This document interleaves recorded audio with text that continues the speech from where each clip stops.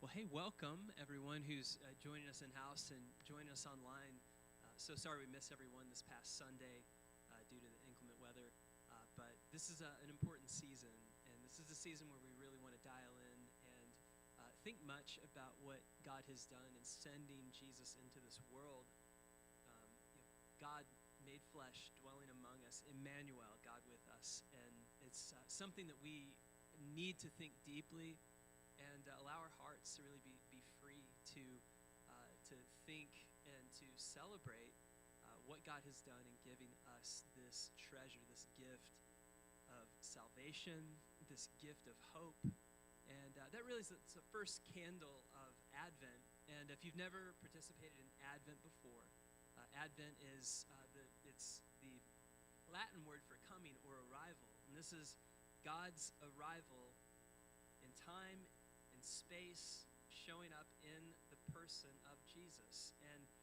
And it's something that we want to kind of count down and think about the elements of Advent, of what it is that God has brought to us in sending Jesus into the world. And so the first candle that we light in Advent season is the candle of hope. And before Jesus, we truly were without hope. We're a people, certainly strangers to the covenants of God, the promises of God. But because of Jesus, all the nations now have experienced the light of his coming. And so, yeah, we get to experience hope. And our hope does not disappoint us because God has shed abroad his love in us by the Holy Spirit. So we're going to light the candle of hope today, and that which we should have lit on Sunday. And so we're going to light that today.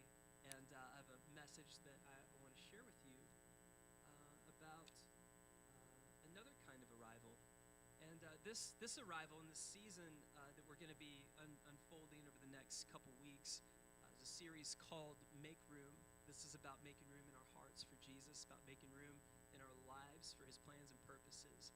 And in a busy, crowded, noisy world, it's so easy for us to get distracted and to reduce and trivialize the things of God and even the value of our own lives and really what it is that God has made us for, the scope of our lives, the worth of our lives. And the world would try to cheapen that and would try to reduce Christmas down to a commercial holiday. And so we want to reclaim that. We want to make much of what God has done for us through Christ.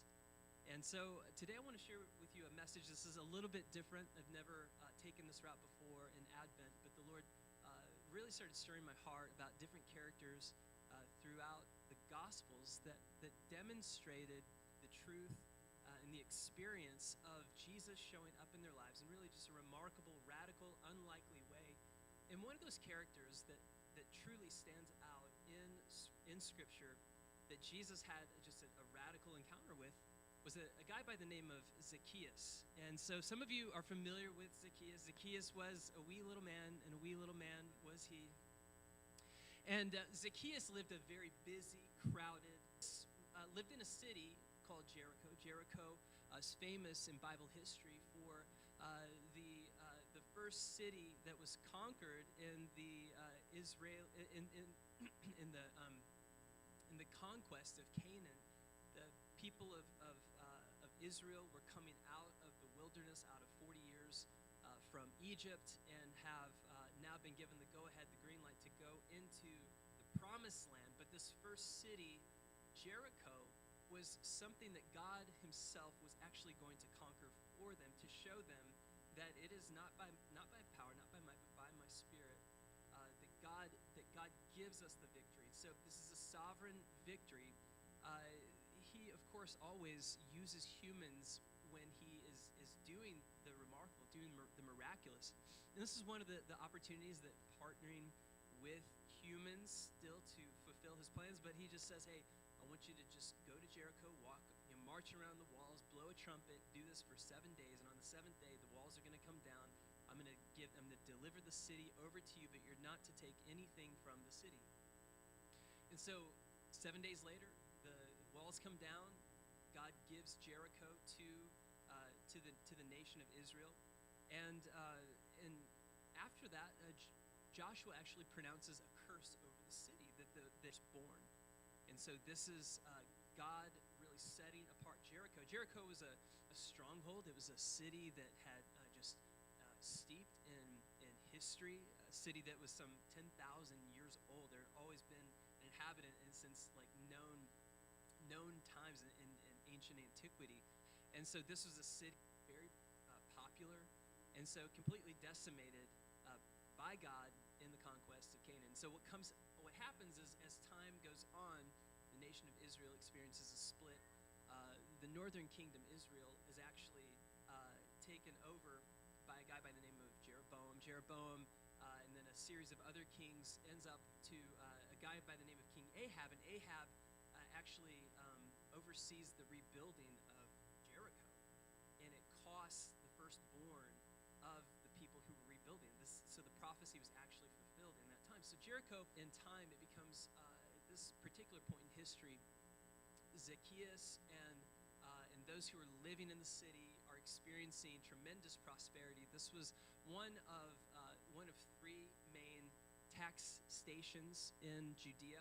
This was a place that was very popular because of its climate. So people would go there during the cold season, and they would experience, the desert winds kind of coming in. But it was just positioned as a place that was just, socially, culturally, and climate-wise, just a very great place to live. So Jesus is coming to this city, and we read about this in Luke chapter 18, where he heals at one time their own kinsmen. This would have been brothers, nephews, people who are part of the family, part of the people of Israel, and turncoat and betrayed their people to make money. And so Zacchaeus is working for Rome now, and he's become very, very wealthy. The problem with Zacchaeus is that he is not only just wealthy, and so people despise him for all of his wealth, right? But he's despised because he has betrayed his own people. But to add insult to injury, Zacchaeus is short. Zacchaeus is vertically challenged. Not only is he morally challenged, spiritually challenged, he is vertically challenged. And so Zacchaeus hears about Jesus coming into the city. And it's important for us to take a moment to recognize what's going on in this little man's mind. What's going on that he is caught up in the fever pitch of Jesus coming into the city. Maybe he's afraid he's going to lose his job. After all, the Messiah was supposed to overthrow Rome, and so Zacchaeus might be making a power move here, hey, I will come back to the kingdom if you give me a job, Jesus. We don't know. He truly actually may have been someone who was experiencing the isolation that would have come from the decisions that he had made in life.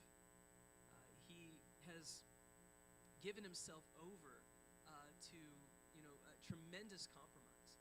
And so no matter how much money you have in life, no matter how secure you feel like you are physically, nothing ever will replace the need for right relationships with people, right relationships. So I believe that Zacchaeus is experiencing this. Now, again, back to the city. And Zacchaeus is bustling, he is in the hurry to get to where he can see God. And I want to just pick up in verse 3 of Luke 19. It says he wanted to see who Jesus was, but because he was short, he could not see. It speaks to how we often, can be so limited in our view, our ability to see over situations because of the crowds.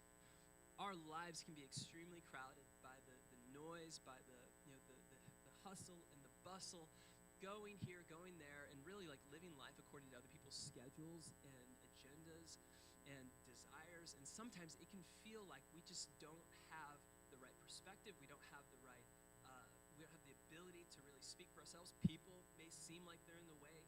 And Zacchaeus is in his life, people were literally in the way. He could not see Jesus. So what does he do? He makes a mad dash to go and put himself in a place where he can be Jesus. But the very first thing that I want to point out right now is in this season, no matter how busy it gets, don't let the crowds of Best Buy, of Walmart, of wherever, keep you from Christ. Don't let the crowds keep you from Christ. Don't let the crowding of your mind, of the churning of other people's expectations, of things that may be in the way, limiting you Guys, remember, Jericho was a walled city. And guess what? Those walls were still up. Those walls were still keeping people in this illusion of being safe and of having it all figured out.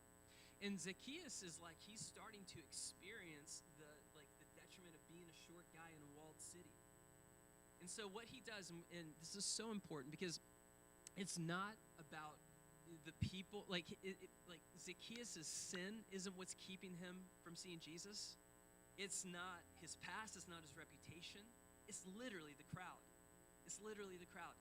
And so the crowd is always going to try to keep us from Jesus. Not just people, but the pressures, the schedules, the shame, the busyness, the expectations, distractions, success, guilt, everything that fills life to the brim so that there's no room left for Jesus. And so Zacchaeus knows that if he's going to make room for Jesus, he's going to have to make a move. And so what he does here, and this is great, I love it, he's resourceful. You got to know if you're a short guy, and you got little man syndrome already, you know he's resourceful. You know that he's made power plays already. And what's interesting is that, going back to our series about the prodigal, the one, we saw this picture of a father, an elder in the village, running after his son, like going after his son. The minute he sees his son, he takes off running. Really, like for elders, for older men to run, so undignified. Zacchaeus couldn't care less. Why? Because the most important thing that he could possibly lay hold of or pursue right now is seeing Jesus, getting a view of him, because he wanted to see who he was, wanted to see what measure of man he actually was. Was he actually God? Is this going to be Zacchaeus' day of reckoning? And so he takes off running. Whether or not he's actually spiritually hungry, your limitation need and you don't have it, you will do everything you can to get to where you. I find that the most useful things that God will allow us to climb, the things that he puts us in a position for, is often the things that are really undignified, things that may actually like humble us. And for some people, it's like, you're going to church? Like, have you cleaned up your mouth? Like, how did you not burn up on your way in here? And people have literally said that. Like, I did not come to church because I thought I'd be burned up. But it's in the world that the church also, like, it's either too high, too great, like the place is too holy for me, or like, yeah, right, I'm not giving myself to the pretentious hypocrites and blah blah blah. And then there comes a point where the sovereignty of God, it's irresistible, and it's a grace, and it's a drawing that makes it impossible for you to stay where you are. You find yourself putting, like, something has hit your feet, and you find yourself moving in a direction you never knew you would or could before. And you land in a place like Heartland Church or any other given church that's honestly nothing truly remarkable about it. It looks like a barn on the outside.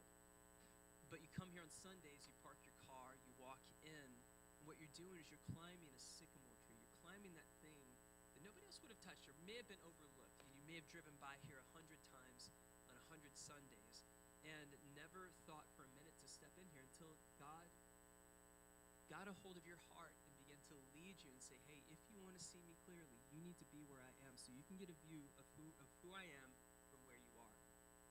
So you step into this place. And it may not be here, maybe humbling disappointments and times of discouragement that have humbled us. And even those things, God causes us to it gives us leverage, gives us an ability to poke our heads up over our situation and realize, like, hey, life is meant for more than this.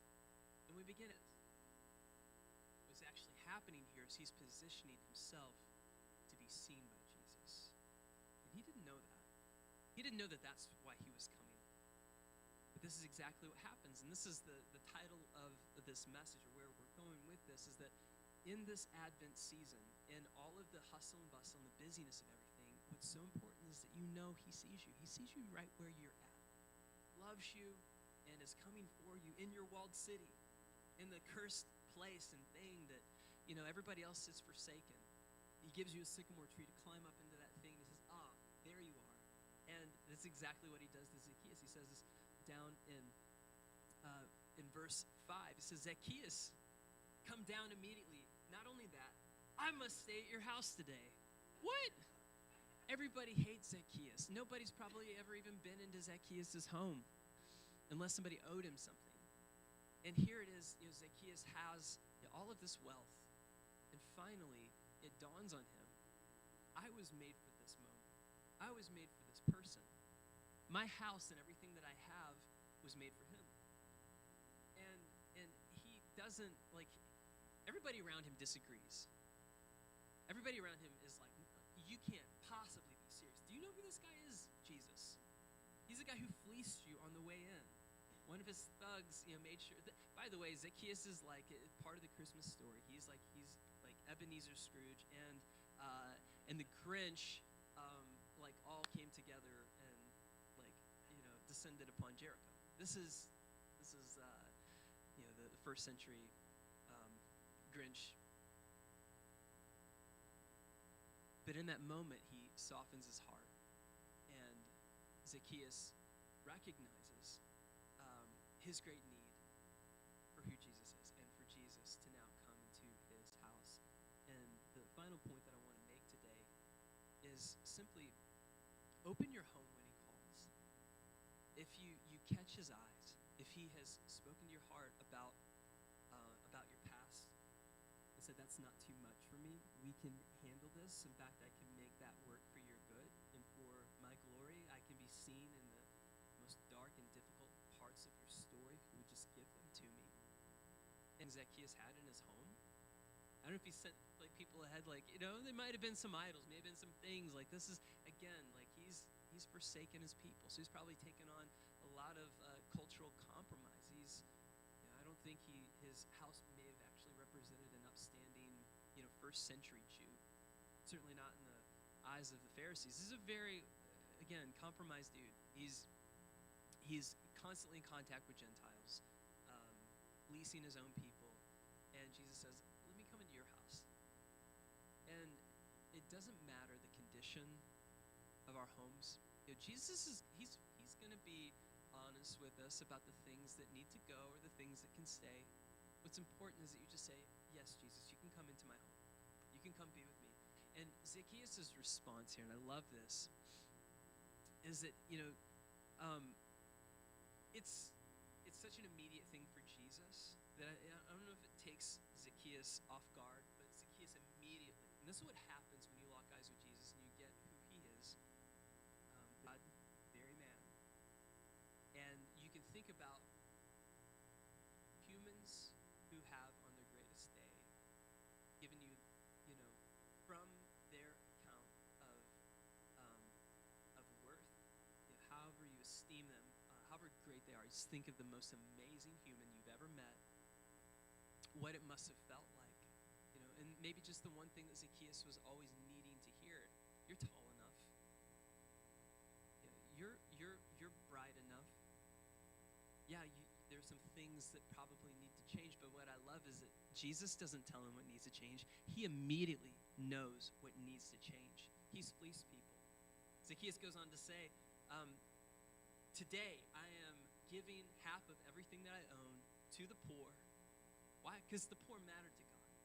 That's the bringing back justice, binding up the broken heart, setting at liberty those who have been held captive, preaching good news to the poor.